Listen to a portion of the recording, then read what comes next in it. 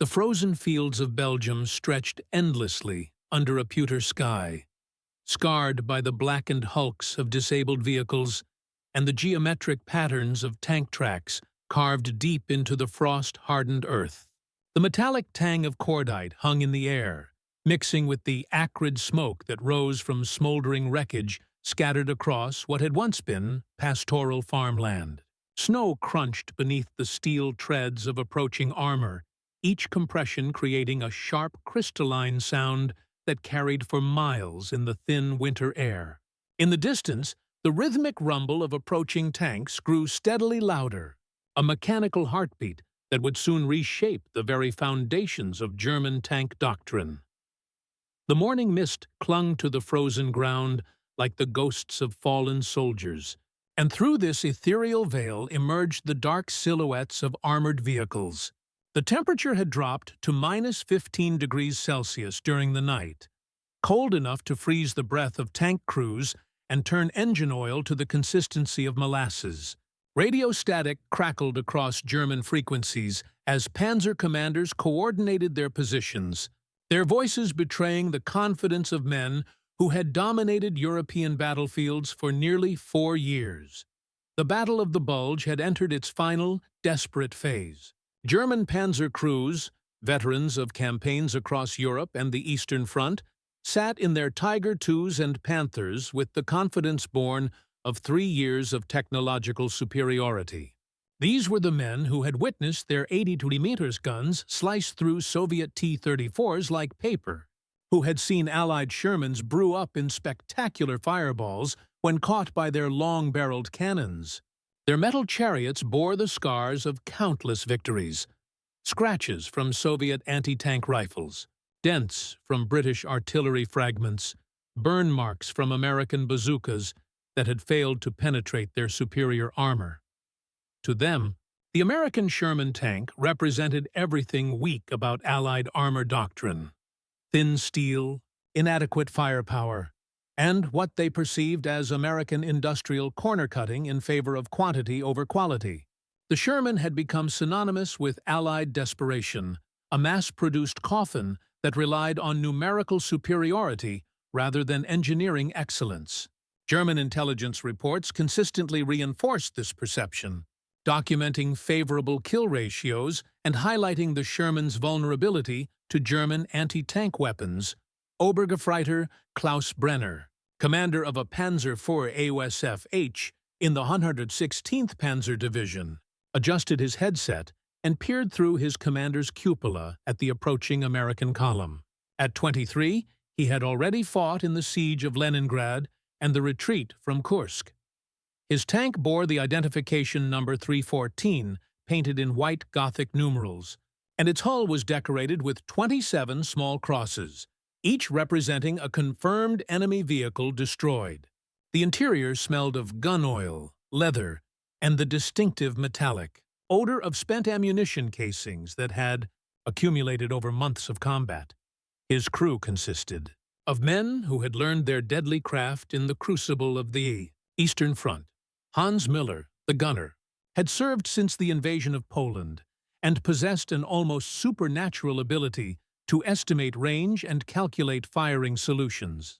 Franz Weber, the loader, could feed rounds into the 75mm KBK 40L48 gun with mechanical precision even under the most intense enemy fire. Heinrich Schmidt, the driver, had navigated their Panzer through the rubble of Stalingrad and across the muddy steppes of Ukraine. Together, they formed a weapon system that had proven its superiority in dozens of engagements. "More Shermans," Klaus muttered to his gunner, studying the approaching American column through his binoculars. "American tin cans with their pathetic 75mm pop guns. We'll punch through them like we always do." His voice carried the casual confidence of a man who had never been successfully engaged by American armor. In his experience, Sherman tanks were targets to be hunted rather than adversaries to be feared. This dismissive attitude toward American armor was not born of arrogance alone, but of documented battlefield experience that had been carefully analyzed and disseminated throughout the German armored forces. Throughout 1943 and early 1944, German tank crews had indeed enjoyed marked superiority over most Allied armor. The standard M4 Sherman, equipped with the 75mm M3L40 gun, struggled to penetrate the frontal armor of German heavy tanks at combat ranges. The mathematics were stark and unforgiving. The Sherman's 75mm gun could penetrate only 68mm of armor at 500 meters, insufficient to defeat the 80mm frontal armor of the Panzer IV, let alone the 100mm frontal armor of the Panther or the massive 150mm armor of the Tiger II. Intelligence reports from German Army Group Center documented kill ratios as high as 6.1 in favor of German armor during certain engagements on the Eastern Front. The German 4th Panzer Army's after-action reports from the Battle of Kursk noted that Panzer IV crews achieved an average of 3.2 enemy kills per loss when engaging Soviet T-34s and American-supplied Lend-Lease Shermans. These statistics were not mere propaganda. They reflected the mathematical superiority of German armor technology and the tactical expertise of German crews. American after-action reports from Normandy painted an equally sobering picture for Allied forces.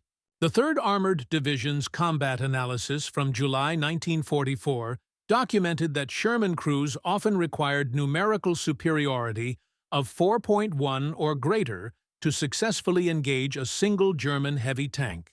The psychological impact on American crews was severe. Many tank commanders reported feeling helpless when confronted with German armor, forced to rely on artillery support or flanking maneuvers to achieve victory. Lieutenant Colonel William Darby of the 1st Armored Division wrote in his official report to Allied High Command, "Our current Sherman tanks are outclassed by German armor in every measurable category. Range, penetration, armor protection. The Germans hold decisive advantages. Our crews are brave and well-trained, but they cannot overcome the fundamental limitations of their equipment. We are asking them to fight tigers with house cats." But what Klaus Brenner and thousands of his comrades could not have known was that American industrial might and tactical innovation had been quietly revolutionizing their armor doctrine. Deep in the factories of Detroit and Cleveland, a new generation of Sherman tanks was rolling off production lines, tanks that would fundamentally alter the mathematics of armored warfare on the Western Front. The transformation had been years in the making, driven by hard-learned lessons from the North African campaign and the bitter experiences of the early Normandy fighting. The genesis of American armor improvement could be traced to a single devastating engagement in Tunisia, March 1943. The 1st Armored Division had encountered German Tiger tanks near El Gueter, and the results had been catastrophic. 15 Sherman tanks were destroyed in less than 20 minutes, their crews incinerated by the superior firepower of German 88mm guns. The after-action report, classified at the highest levels, reached the desks of American military planners within days and sparked an immediate reassessment of Allied armor doctrine. General Leslie McNair, commanding the Army Ground Forces, initiated a crash program to develop improved American anti-tank capabilities. The project, designated Operation Quicksilver, brought together the finest minds in American metallurgy, ballistics, and industrial engineering. The Massachusetts Institute of Technology contributed theoretical calculations, while the Aberdeen Proving Ground in Maryland conducted extensive testing of captured German armor samples. The goal was simple but ambitious: develop a weapon system capable of defeating German heavy tanks at ranges exceeding 800 meters. The M4A3E8 Sherman, dubbed the Easy 8 by American crews, represented more than just an incremental improvement over its predecessors. Its most significant advancement lay not in armor thickness, which remained relatively modest at 75mm maximum, but in its main armament, the 70mm M1A1L52 gun. This weapon, firing the M93 armor-piercing capped ballistic cap, APCBC round, could penetrate 189 millimeters of armor at 500 meters and 92 millimeters at 1,000 meters, more than sufficient to defeat the frontal armor of most German medium tanks and threaten even the mighty Tiger I at favorable angles. The development of the 76mm gun represented a triumph of American industrial cooperation and scientific method.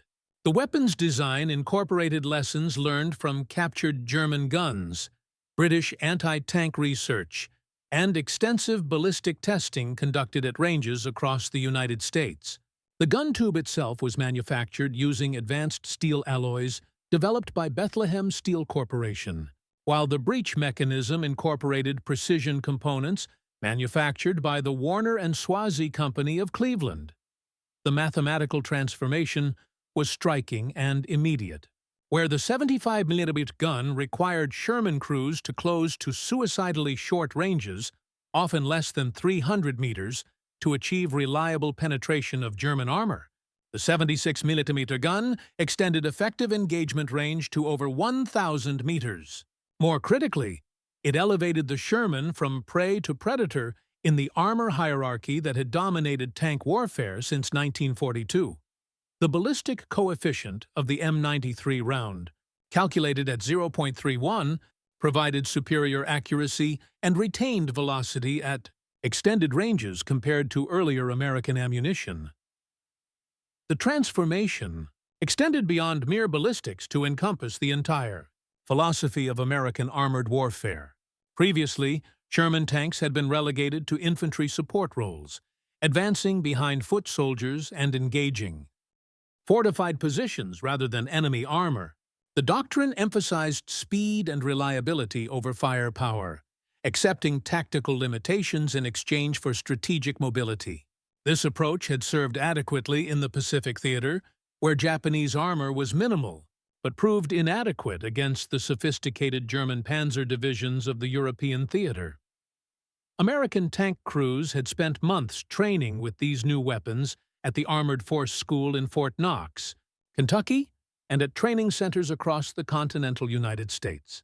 The program represented the largest military education effort in American history, involving over 15,000 tank crews and support personnel. Training emphasized not just gunnery skills, but maintenance, tactics, and the psychological preparation necessary for engaging superior German armor.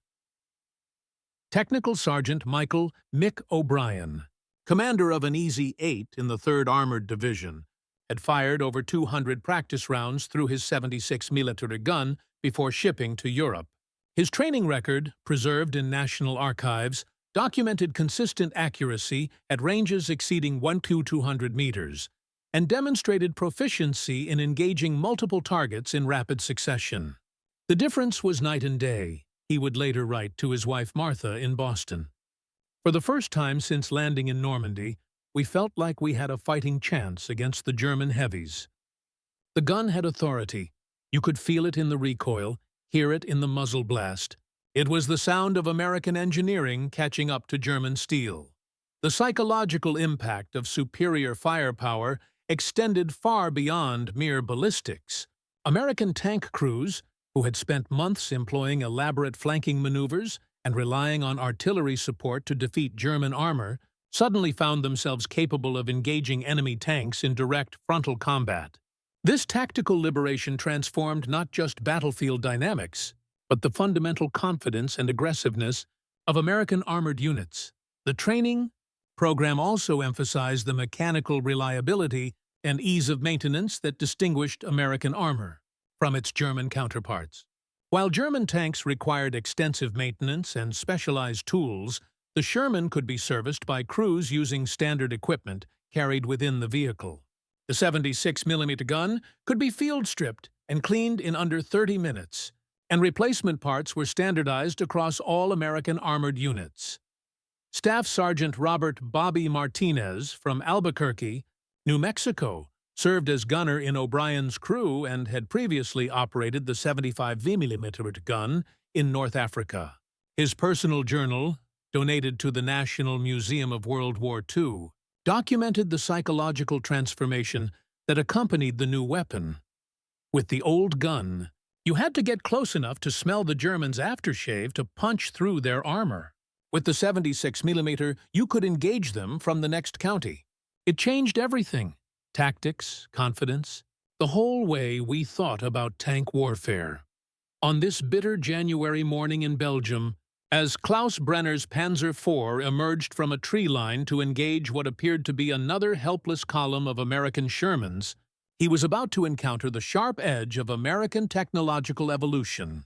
The lead Sherman in the American column was not the familiar M4A1 with its rounded turret and modest 75mm gun, but an M4A3E8, angular, purposeful, and armed with the long-barreled 76mm weapon that would rewrite the rules of armored combat.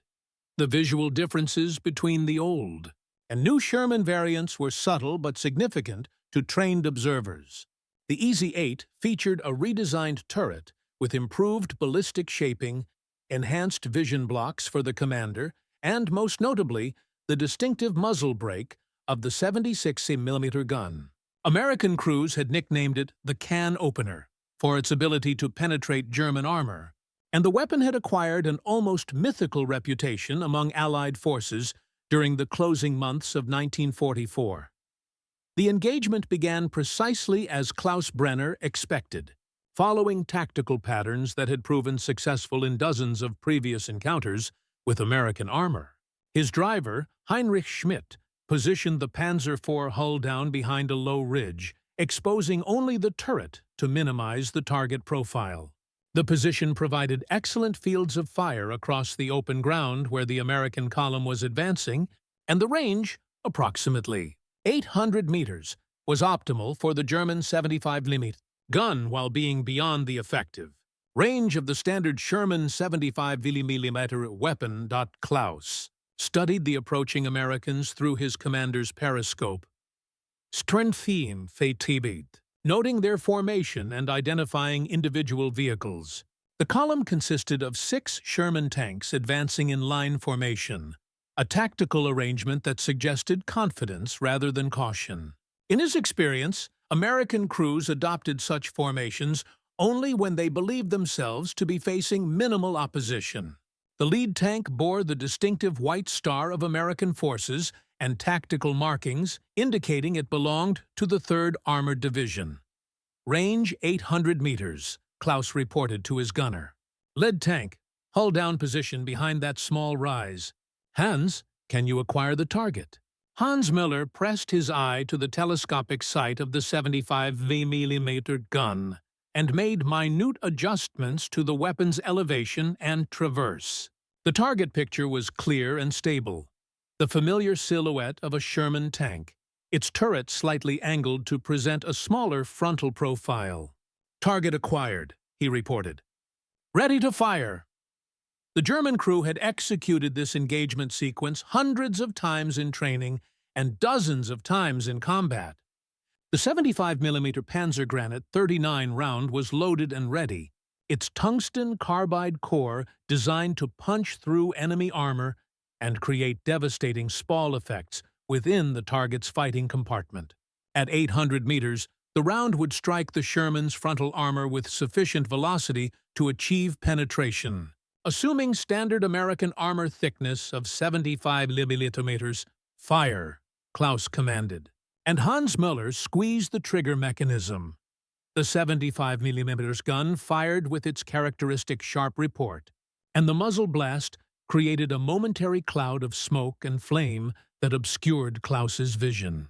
Through his periscope, he tracked the flight of the round across the 800-meter gap, watching for the telltale spark that would indicate a successful hit. The Panzer Granate 39 round struck the lead Sherman squarely on the frontal slope and ricocheted harmlessly into the frozen ground, sending up a fountain of dirt and metal fragments that sparkled in the pale winter sunlight.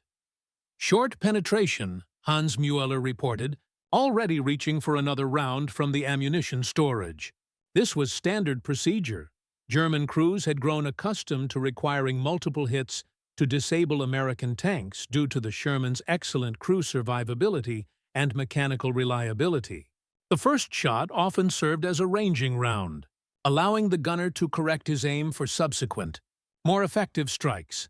But as Muller prepared to fire again, the American tank's turret traversed with mechanical precision toward the German position. Klaus Brenner noticed the gun tube immediately. Longer and thicker than the standard Sherman armament he had grown accustomed to defeating. The muzzle brake was distinctly different as well, featuring a more aggressive design that suggested higher chamber pressures and greater muzzle velocity. For the first time in months of combat, a seed of uncertainty sprouted in his mind. "That's not a 75mm, he said into his intercom, his voice carrying a note of concern that his crew had never heard before. The weapon appeared to be at least 76mm in caliber, possibly larger, and its length suggested a high-velocity design optimized for armor penetration rather than high-explosive effectiveness. The implications were immediate and troubling. German intelligence had reported the existence of improved American anti-tank weapons, but these reports had been dismissed by many field commanders as Allied propaganda or isolated prototypes.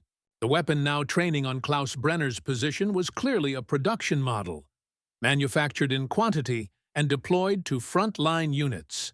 If the Americans had successfully developed effective anti-tank guns, the fundamental mathematics of armored combat would shift decisively in their favor.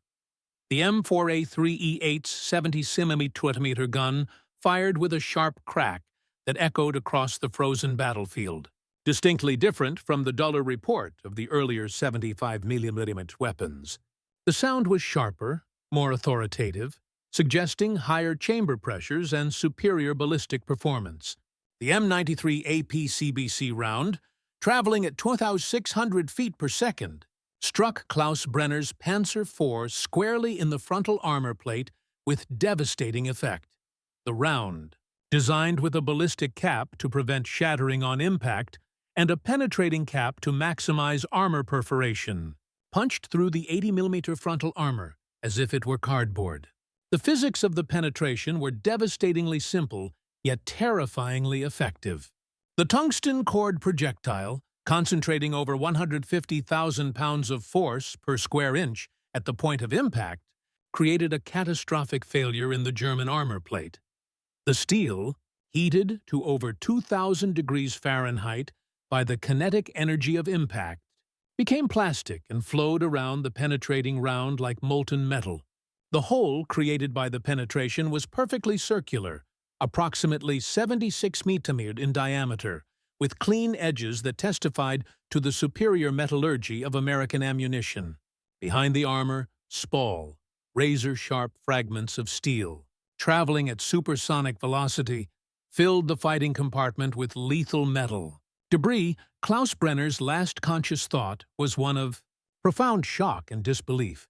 In 3 years of armored combat, across 2 theaters of war, he had never experienced penetration of his tank's frontal armor by an American weapon.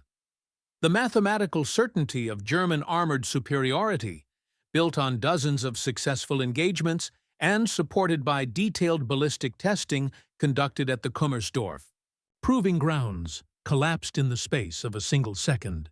The Panzer IV, which had been the backbone of German armored divisions since the invasion of Poland in 1939, had been reduced to burning scrap by a weapon that German intelligence had consistently underestimated. The tank's ammunition began to cook off from the internal fires, creating secondary explosions that scattered debris across a 50-meter radius and sent a column of black smoke climbing into the pewter sky. Across the battlefield, similar scenes played out with mechanical precision and devastating effectiveness. The 6 Sherman tanks of the American column methodically engaged German armor at ranges that had previously been considered safe for Panzer operations. The 76mm guns fired in sequence, each round carefully aimed and precisely delivered, each impact resulting in the catastrophic destruction of German armor. Panzer IV crews, who had grown accustomed to engaging Shermans from beyond 600 meters with virtual impunity, found themselves vulnerable at distances exceeding 1,000 meters. The tactical revolution was immediate and decisive, transforming the fundamental assumptions that had governed armored warfare since the German victories in France and Poland. Tank 327, commanded by Obergefreiter Wilhelm Krüger, suffered complete penetration at 900 meters. The 76-millimeter round punched through the turret mantlet and detonated the main gun ammunition, creating a massive fireball that consumed the entire vehicle in seconds. Tank 341, attempting to withdraw to a more favorable position, was struck in the engine compartment at 100 meters, the furthest successful engagement distance German crews had ever witnessed from American armor. Hauptmann Friedrich Weber, commanding a company of Panzer IVs in the 116th Panzer Division, watched in horror as his carefully positioned tanks were systematically destroyed by American fire. His company had deployed in what German doctrine considered optimal defensive positions, utilizing terrain features and calculated engagement ranges to maximize their tactical advantages. Within 15 minutes, 8 of his 12 tanks had been reduced to burning hulks.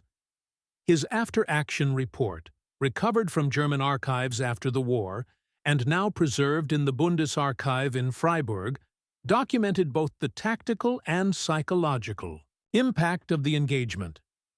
The enemy has deployed a new type of Sherman tank equipped with a high-velocity gun of approximately 76 meters caliber. Our standard defensive positions, calculated for the 75mm American gun, proved completely inadequate against this weapon. Tank 314 was penetrated frontally at 850 meters. Tank 327 suffered complete penetration at ranges exceeding 900 meters. Tank 341 was destroyed at what we estimate to have been 100 meters, a distance we considered safe from American anti-tank fire. The report continued with observations that revealed the profound psychological impact of technological surprise. Crew morale has been severely affected by the realization that our armor advantage has been neutralized. Men who have fought successfully against American armor for 2 years now express reluctance to engage Sherman tanks without overwhelming numerical superiority. The psychological effect of this new weapon appears to be as significant as its purely ballistic capabilities. The symbolism of the 76mm gun extended far beyond its immediate tactical impact on the Belgian battlefield. For German tank crews, who had built their tactical doctrine and psychological confidence on the foundation of armored superiority, the appearance of effective American anti-tank weapons represented a fundamental shift in the balance of industrial warfare. The gun itself became a symbol of American industrial adaptability, the ability to identify weaknesses, develop solutions, and deploy them at scale across multiple theaters of operation within the time frame of a single military campaign. The development timeline of the 76mm gun illustrated the distinctive characteristics of American industrial democracy. From initial concept to battlefield deployment, the weapon had required only 18 months, a period that would have been impossible under the rigid hierarchies and resource constraints of the German war economy. The project had benefited from collaboration between military planners, civilian engineers, university researchers, and private industry, creating a synergy of expertise that authoritarian systems could not replicate. American war production statistics revealed the scope of this industrial revolution. Between January and December 1944, American factories produced over 2,100 Bauer A3E8 Shermans equipped with 76mm guns. Each tank required approximately 18 tons of steel, 500 pounds of copper, and 200 pounds of aluminum, materials that American industry provided without significantly impacting civilian production or living standards. The same factories that had produced automobiles for American consumers in 1940 were now delivering weapon systems that outmatched their German counterparts in both quality and quantity. The Chrysler Tank Arsenal in Detroit exemplified this transformation. The facility, constructed in 1940 on farmland outside the city, employed over 25,000 workers by 1944 and operated continuously on 3 shifts. The production line could complete a Sherman tank every hour, with quality control standards that exceeded German manufacturing specifications. Workers, many of them women who had entered industrial employment for the first time, achieved productivity levels that German engineers had calculated to be impossible using mass production techniques. The transformation extended beyond mere production numbers to encompass the entire American approach to technological warfare. Where German engineering had focused on producing small numbers of highly sophisticated weapons, the Tiger II tank, for example, required over 700 hours of skilled labor to manufacture and consumed materials sufficient for 5 Sherman tanks, Americans. Industry emphasized rapid iteration and mass production of effective weapons. The 76mm gun represented this philosophy perfectly. Not the most powerful anti-tank weapon in the world, but certainly effective enough to defeat German armor while being simple enough to manufacture in the thousands. The weapon could be produced by semi-skilled workers using standardized tools and techniques, while German anti-tank guns required craftsmen trained in traditional metalworking methods that took years to master. Technical Sergeant O'Brien's crew destroyed 3 German tanks during the January engagement, including Klaus Brenner's Panzer IV and 2 Stugge 3 assault guns that had attempted to provide supporting fire from concealed positions. His gunner, Corporal James Martinez from New Mexico, later described the psychological satisfaction of effective firepower in his personal memoir, published in 1947. After months of having to sneak around and flank German tanks, we could finally fight them head-on. The 76mm gave us confidence. When you can penetrate enemy armor at 800 meters, you don't have to be afraid anymore. You can be aggressive, take the initiative, press the attack. The psychological transformation Martinez described was replicated across American armored units as the 76mm equipped Shermans entered combat throughout the winter of 1944-45. Crews who had previously approached German armor with careful planning and elaborate tactical schemes now engaged enemy tanks with the direct confidence of technological equality. The initiative, that crucial element of armored warfare, shifted decisively toward American forces. This tactical liberation had strategic implications that extended far beyond individual tank engagements. American armored units, previously relegated to infantry support roles due to their inability to effectively engage German heavy armor, could now spearhead breakthrough operations with confidence. The M4A3E8 Sherman became the tip of the spear for American armored thrusts across Germany in the final months of the war, leading advances that penetrated hundreds of kilometers into German territory. The German response to the 76mm gun revealed both the strengths and limitations of their military-industrial complex under wartime conditions. Krupp engineers, working at facilities in Essen that operated despite constant Allied bombing, developed the Panzer IV AOSF-J with additional frontal armor specifically to counter the new American gun. The upgrade increased frontal armor thickness to 80 mm and added spaced armor skirts to defeat shaped charge weapons. However, German industry, already strained by material shortages, bombing damage, and the diversion of resources to V-weapon programs, could produce only limited numbers of upgraded tanks. The Krupp Works, which had produced over 200 Panzer IVs per month in 1942, managed only 85 tanks per month by early 1945. Many of these vehicles were completed with substandard steel alloys and simplified components that reduced their effectiveness compared to earlier production models. American factories, protected by 2 oceans and fed by the vast resources of North America, continued to increase production of 76mm armed Shermans throughout 1945. The Ford River Rouge complex, converted from automobile production, achieved a peak output of 150 Sherman tanks per month while simultaneously producing aircraft engines, artillery pieces, and other military equipment. The facility employed over 85,000 workers and operated with efficiency levels that German observers had deemed impossible to achieve with mass production techniques. The mathematical reality of industrial warfare became increasingly clear as the months progressed. While a single Tiger II tank could theoretically defeat multiple Shermans in combat, American factories were producing 20 Shermans for every German heavy tank. The 76mm gun didn't need to be superior to German weapons. It only needed to be good enough to be effective when deployed in overwhelming numbers, supported by unlimited supplies of ammunition, fuel, and replacement parts.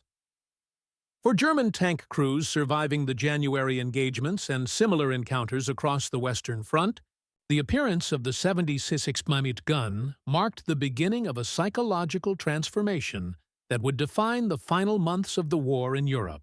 The comfortable certainty of technological superiority, built on years of successful combat against inferior Allied armor, collapsed in the face of American industrial adaptation and battlefield innovation. The veteran crews who had once approached Sherman tanks with casual confidence now found themselves calculating engagement ranges with the careful precision of prey animals evaluating predators. The sound of the 76mm gun, that sharp, authoritative crack that carried for miles across frozen battlefields, became the soundtrack of German retreat and the herald of American advance. Obergefreiter Ernst Hoffmann, a Panzer IV commander who survived the January battle after his tank suffered track damage from artillery fire, wrote in his diary, "The Americans have changed their tanks. The new guns can penetrate our frontal armor at distances we thought were safe." Müller's tank was hit at nearly 900 meters, farther than we usually engage them. The sound is different too, sharper and more violent. When you hear that crack across the battlefield, you know it's one of the new American guns. It makes you want to find cover immediately. This psychological shift had tactical implications that rippled through German armored doctrine at all levels. Units that had previously operated with aggressive confidence found themselves adopting defensive postures, seeking cover and concealment that had been unnecessary when facing earlier Sherman variants. The initiative, that crucial element of armored warfare that had characterized German Panzer operations since 1939, began to shift decisively toward American forces equipped with 76mm guns. German tactical manuals, hastily revised in early 1945, reflected this new reality. The updated engagement procedures recommended avoiding direct confrontation with American armor whenever possible, emphasizing ambush tactics and the use of anti-tank guns rather than tank versus tank combat. These defensive measures represented a complete reversal of the aggressive Panzer doctrine that had dominated German armored thinking since the development of blitzkrieg tactics. The 76mm gun also became a symbol of American democratic ideology translated into industrial capability. Unlike the German approach to weapons development, which relied on small teams of elite engineers working in secrecy under rigid military hierarchies, the American gun was developed through collaborative efforts involving universities, private industry, military research facilities, and feedback from combat units in the field. The Massachusetts Institute of Technology contributed ballistic calculations and theoretical analysis. The Watertown Arsenal in Massachusetts developed the ammunition and conducted extensive testing. Ford Motor Company manufactured the gun carriages using automotive production techniques adapted for military use. General Motors produced the fire control systems, incorporating innovations developed for civilian applications. The Aberdeen Proving Ground provided testing facilities and evaluation protocols that ensured the weapon met or exceeded performance specifications. This collaborative approach reflected fundamental differences in how democratic and authoritarian societies approached technological challenges. American weapons development benefited from open communication between civilian engineers and military personnel, rapid feedback from combat units, and the freedom to question established doctrine and propose innovative solutions. German weapons development, increasingly constrained by rigid hierarchies, security restrictions, and the paranoia of totalitarian control, struggled to maintain the pace of innovation that had characterized their early war success. The symbolism extended to the crews who operated these weapons and the society that produced them. American tank crews came from every state in the Union, representing the full diversity of American society and bringing varied skills and perspectives to bear on the problems of armored warfare. Corporal Martinez, Technical Sergeant O'Brien's gunner, had worked on his family's small ranch in New Mexico before the war, developing the marksmanship skills and understanding of ballistics that made him an exceptional tank gunner. His loader, Private First Class Robert Washington from Detroit, had been employed in a Ford assembly plant before entering military service. His factory experience translated into mechanical competence and understanding of mass production techniques that proved invaluable in maintaining the complex machinery of modern armored warfare. The tank driver, Private Tommy Chen from San Francisco, was a second-generation Chinese-American whose parents had immigrated in search of opportunity. His urban background provided the quick reflexes and spatial awareness essential for tank driving in combat conditions. This diversity, which German racial ideology dismissed as weakness, proved to be a tremendous source of strength in the practical application of military technology. Each crew member brought different skills and perspectives to bear on the problems of armored warfare, creating a synergy of capability that exceeded the sum of individual contributions. Martinez's experience with rifles and hunting provided intuitive understanding of ballistics and range estimation. Washington's factory experience enabled rapid field maintenance and improvised repairs. Chen's urban driving experience translated into superior vehicle handling under combat conditions. The German crews facing these diverse American teams were increasingly homogeneous, drawn from a shrinking pool of eligible personnel as the war consumed German manpower at unsustainable rates.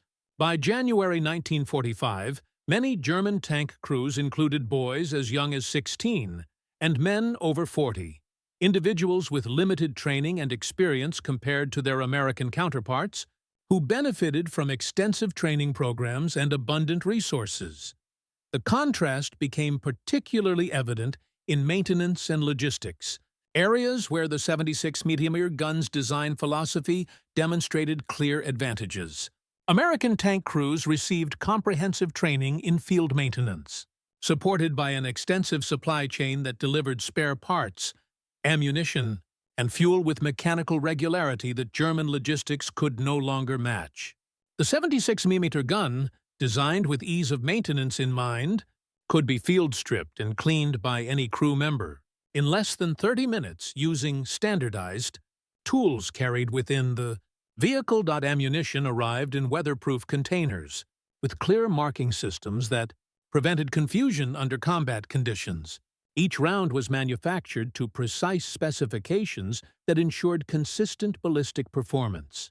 While German ammunition quality had declined significantly due to material shortages and the employment of forced labor in munitions factories, replacement barrels could be installed by crews using standardized tools and procedures that required no specialized training or equipment. German logistics, strained by Allied bombing campaigns and fuel shortages that had reached crisis proportions, struggled to maintain even basic supplies for armored units. Klaus Brenner's crew had been operating on half rations for 2 weeks before their final engagement, and their Panzer Rifle had not received a complete maintenance overhaul in over a month due to parts shortages and the destruction of repair facilities by Allied air attacks. The contrast between American abundance and German scarcity was evident in every aspect of armored operations, from the quality of fuel and lubricants to the availability of replacement parts and ammunition. American tanks operated with high-octane aviation gasoline that provided superior performance, while German tanks were increasingly forced to use synthetic fuels that reduced engine life and operational reliability.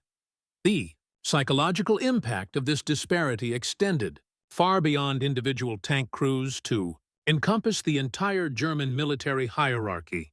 General Heinz Guderian, the architect of German armored doctrine and the father of blitzkrieg tactics, wrote in his memoirs that the appearance of effective American anti-tank weapons marked the beginning of the end of German armored superiority.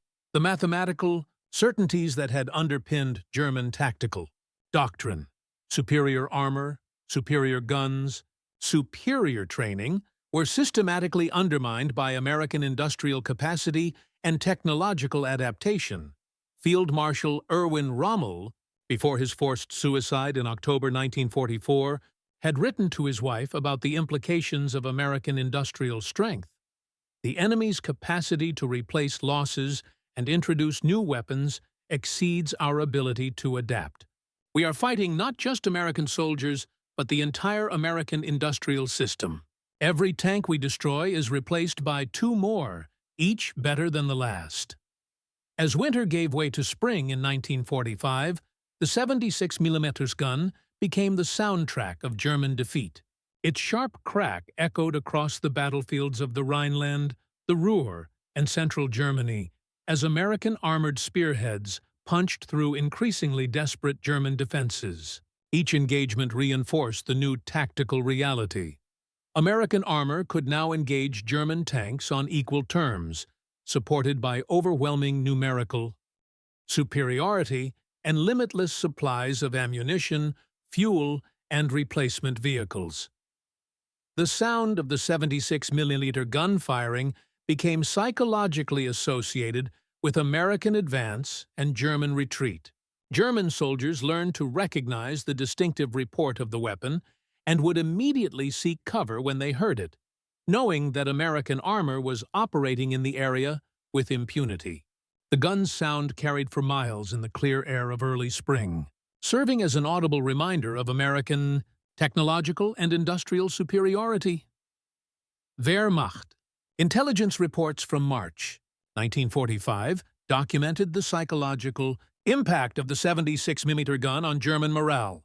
One report noted, "Enemy deployment of improved anti-tank weapons has significantly affected the confidence of our armored crews. Units that previously engaged American armor aggressively now adopt defensive postures and avoid direct confrontation." The psychological effect appears to be as significant as the purely tactical implications. The final symbolic importance of the 76mm gun lay not in its destruction of German tanks, but in what it represented about American society and values. The gun was the product of a free society that could mobilize its entire industrial capacity, harness the creativity of its diverse population, and adapt quickly to changing circumstances without the rigid constraints of authoritarian control. It embodied the American principle that determined effort, supported by adequate resources and free exchange of ideas, could overcome any challenge. The weapon represented democracy made manifest in steel and gunpowder, the triumph of open societies over closed ones, of collaborative innovation over rigid hierarchy, of industrial abundance over resource scarcity.